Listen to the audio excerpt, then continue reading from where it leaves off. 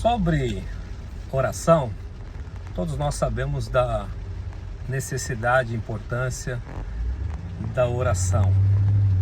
E todo mundo ora. Todo mundo não tem como, um dia já fez ou faz, ou está sempre fazendo, ou faz de vez em quando orações específicas. Agora, a grande pergunta é: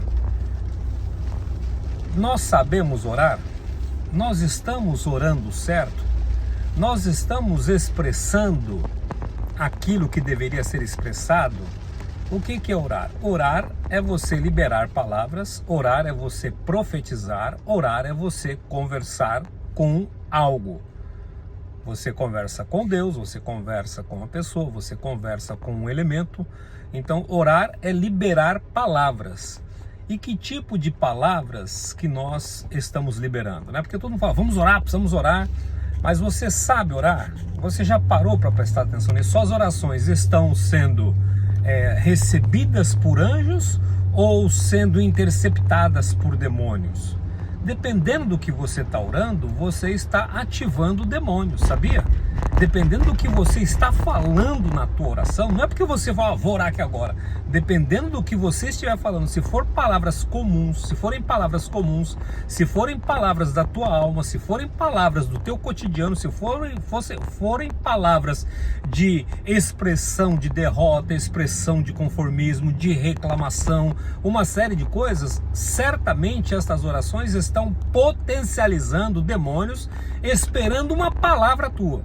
Portanto, orar não é só você dobrar o teu joelho, se é que dobra, né? Porque não tem mais isso também, ou você ficar falando feito papagaio. Jesus sempre repreendeu as orações dos caras que ficavam na praça, ficavam fazendo aquelas orações da alma, aquela oração que às vezes até arrepia, aquela oração que eu choro. Não estou dizendo que não acontece isso do outro lado também, mas as orações nossas, elas são recebidas por Deus quando saem de um coração sincero. Mas Romanos fala o seguinte: nós não sabemos orar como convém. Então, o primeiro passo para você fazer uma oração eficaz é você já falar assim, Senhor, eu não sei. É você ter esta humildade, você ter este reconhecimento de falar assim, eu não sei orar. Agora, eu quero aprender.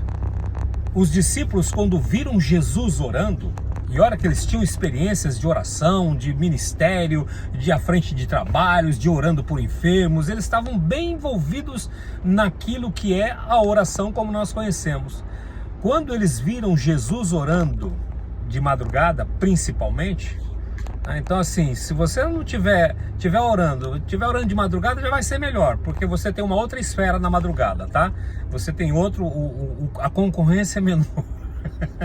A concorrência é menor e os demônios estão um pouco mais não ativados, né? É uma grande verdade isso. Agora, quando eles viram Jesus orar, está lá em Lucas, eles fazem uma oração.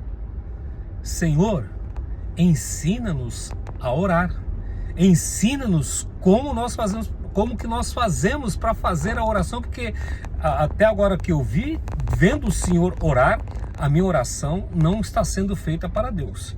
A minha oração está sendo feita para minha alma e, infelizmente, demônios estão interceptando a minha oração e causando males.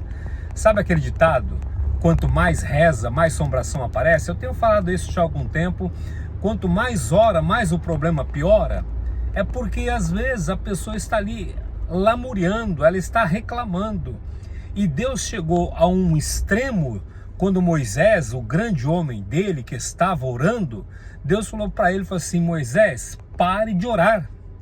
Moisés, não é dessa forma, pare de orar. Tem gente que fica orando, esperando que Deus venha e coloque a aguinha na boquinha dele, abre a porta do emprego. Tem gente que fica orando e não tem ação, né? Por exemplo, oração, orar já é ação.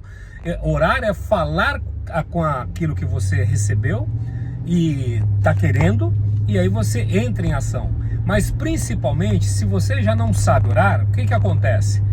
Duas coisas básicas que eu vejo que as pessoas não têm na oração delas, que a oração já está totalmente equivocada. É você, na sua oração, não confessar os seus pecados, aqueles pecados que você não sabe que é pecado. Veja bem, quando é que na oração você tem que falar, Senhor, eu faço esta oração com perdão dos meus pecados. Ou você já entra na presença de Deus, a primeira coisa que nós devemos entrar é: Senhor, eu estou entrando na tua presença. E para me tocar na mão do rei, né, para me tocar na mão, quando eu entrava na presença do rei, lá na Bíblia, a gente tinha que tocar no mastro, né, no cajado lá que ele tinha, ou seja, num sentido de humildade.